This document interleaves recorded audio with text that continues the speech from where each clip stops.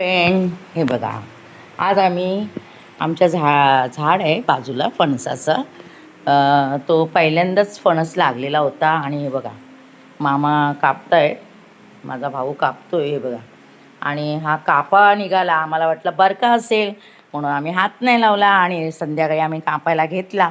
आत्ता घेतला होता संध्याकाळी, म्हणजे किती वाजता घेतला रे? 8 वाजता, 8-8:30ला घेतलं तर बघते तर कापा निघालाय फणस.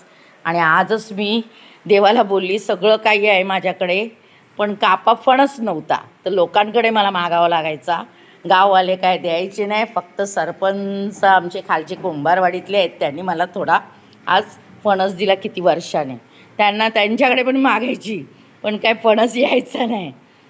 लोक पैसे देऊन पण फणस देत नाहीत. कोण आम्हाला अर्धा काय पाव पण नाही देत.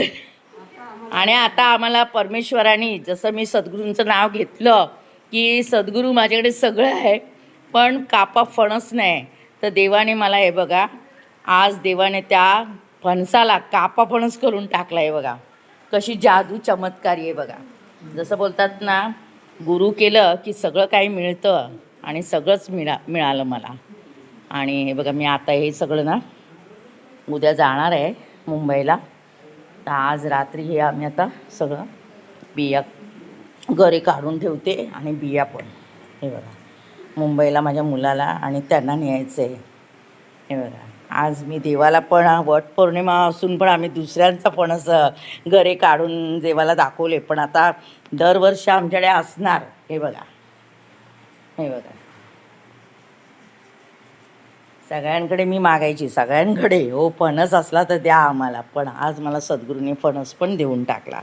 बोलतात ना सद्गुरूची चमत्कारी, म्हणजे विश्वास असेल तर सगळं काही मिळतं.